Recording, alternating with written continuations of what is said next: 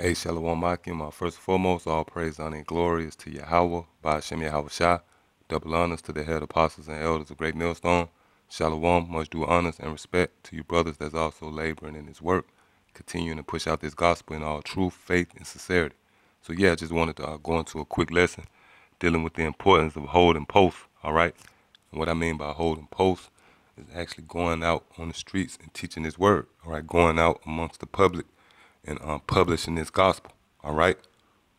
Because there's one thing, to display your faith or your belief in the comfort of your own home, all right? Or hiding behind a computer screen or the comment board.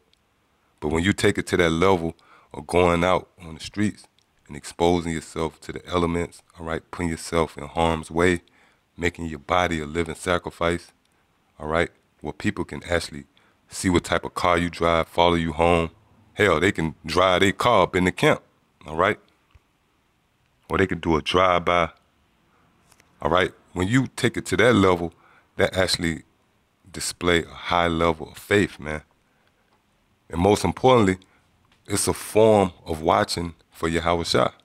When you go out and you hold posts and you do the work of an evangelist, all right, which means go out in the public and put your face on it, that's actually a form of watching for Yahweh Shah, all right? Matter of fact, let's get it in the scriptures. This is the book of Matthew, 24th chapter, and starting at the 42nd verse. It says, "Watch therefore, for ye know not what hour your Lord doeth come." Right. And this word watch, it doesn't mean peeking out of your curtains or your blinds from time to time, all right? Or whenever you dot out your door, you looking up in the heavens. No, this word watch means actually to go out on the streets and prophesy, all right?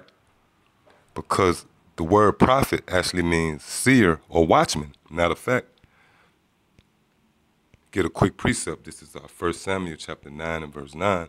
It says, "Before time in Israel, when a man went to inquire of the Most High, thus he spake, Come and let us go to the seer. For he that is now called a prophet was before time called a seer." Right, so you see the word prophet and seer is in the same breath, which is also attached to the word what? Watchman. So when you go to Matthew 24th chapter and the 42nd verse, when it says, "Watch therefore, for ye know not what hour your Lord doeth come," it doesn't mean peeking out of your blinds, man. It actually means to prophesy. So when you go out on the streets and you prophesy and you hold posts, then that's a form of watching for the thief. All right? Verse 43, "But know this, that if the good man of the house had known in what watch the thief would come, he would have watched and would not have suffered his house to be broken up." See, again, going out on the highways and hedges is the ultimate form of watching for the thief. All right?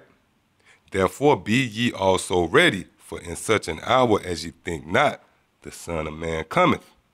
Who then is a faithful and wise servant, whom his Lord have made ruler over his household, to give them meat in due season?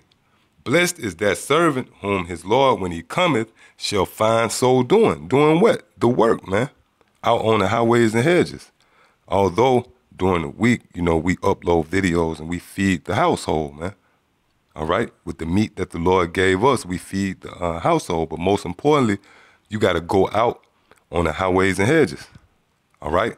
That's the ultimate form that's the highest level or highest office you can perform in this ministry, man. To actually go out and put your face on it. But there's a method to that. And what's that method? You actually watching for the Lord when you do that. All right? This is Proverbs chapter 8 and verse 34. "Blessed is the man that heareth me, watching daily at my gates, waiting at the post of my doors." Yeah, and how ironic the word post is in this precept, because we actually hold posts, man. See, the Lord is great in his wisdom, man, all right? He knew what we was going to call going to camp. He knew he was going to call that holding post, all right? And that's what we do. So again, it says, "Blessed is the man that heareth me, watching daily at my gates, waiting at the post of my doors." See? We watching for the Lord. When you actually go out and teach, you watching for the Lord, man. All right? This is the book of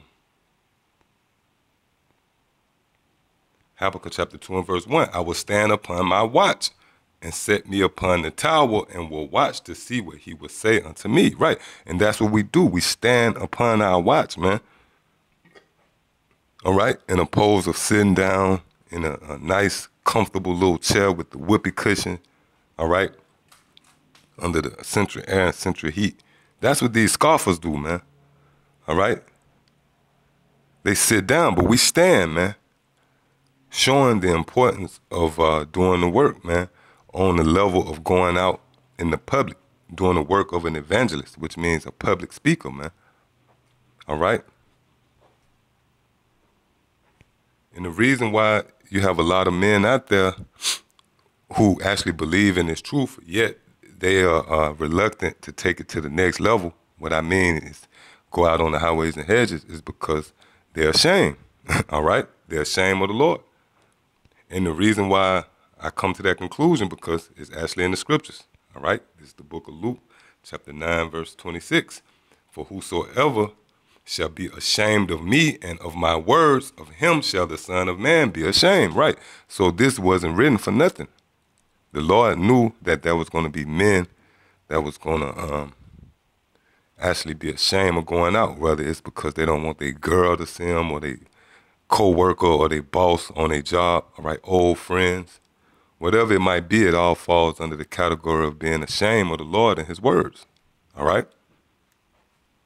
It says, for whosoever shall be ashamed of me and of my words, of him shall the Son of Man be ashamed when he shall come in his own glory and in his Father's and of the holy angels, right? So again, when you go out on the streets and teach this word, it shows integrity. It shows a faith, a level of faith that can't be rivaled with no others, all right? It trumps any other faith because you're actually going out making yourself a living sacrifice, all right? And it shows loyalty. It shows that you're loyal to Yahweh Shah. You don't care about how nobody look at you, man, all right?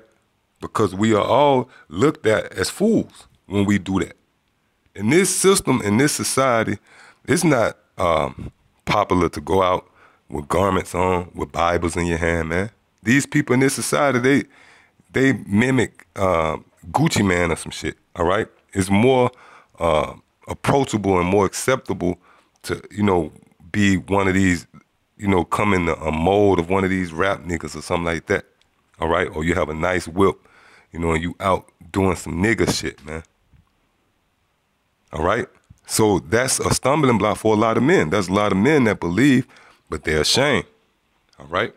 But you got to realize that's a part of this thing, man. All right? This is our 1 Corinthians 4:9. For I think that the Most High have set forth us, the apostles, last, as if it were appointed to death. For we are made a spectacle unto the world and to angels and to men. Right? We are made a spectacle. We are gazing stock, man. And a lot of men can't handle that. A lot of men is not willing to deal with that. That's why if you are blessed or you're in a position where you can go out and do this work, that's a heavy office, man, and you're going to be highly rewarded for that. All right, verse 10. We are fools for Hamashiach's sake, but ye are wise in Hamashiach. We are weak, but ye are strong. Ye are honorable, but we are despised. See, when you go out and you take it to that level, see, it's easy to be behind the comment board, all right, and say shalom and, great video op. But are you willing to take it out there on the front lines? Are you willing to be a soldier for Yahweh Bashim Yahweh Shah? And the answer to that is no in a lot of cases with a lot of you guys, man. A lot of you men is not willing because it should be camps all over, man. These words should be very pushed out on a very, very higher level than it is now. All right? Even Yahweh Shah said, pray to the Most High for the harvest is plenty, but the laborers are few. All right? And the main reason, again, you guys are ashamed of Yahweh Shai, man, and his words. You know the words, but you're ashamed. All right? Let me end off with one quick last precept. This is Sirach chapter 4 and verse 20. Observe the opportunity and beware of evil, and be not ashamed when it concerneth thy soul. Right. So when going out doing the work concerneth your soul, man, it concerneth your life. You actually can save your life by doing this work. You can actually receive a crown. So the scriptures say, observe the opportunity, right? Because you got men that in cities where there's men with camps, yet they won't observe the opportunity. You should go out. If there's a camp close to you, you should go out and you should hold post with those brothers, man. Take notes, and maybe the brothers will call you in to the camp, all right? So again, it said, observe the opportunity and beware of evil, and be not ashamed when it concerneth thy soul. For there is a shame that bringeth sin, and there is a shame which is glory and grace, right? See, that shame that bringeth sin is that shame of Yahweh Shai. When you're ashamed to take it to that level, you're ashamed to go out in the public and push this word. All right? And the scripture said, and there's a shame which is glory and grace. Yeah, so although we look down upon, all right, we're looked at as the obscure, the scum of the earth. People laugh at us and make a spectacle of us. But guess what? That shame is going to bring us glory and grace. All right? So yeah, that's pretty much it. Hope there was an edifying lesson. Until the next time I say shalom.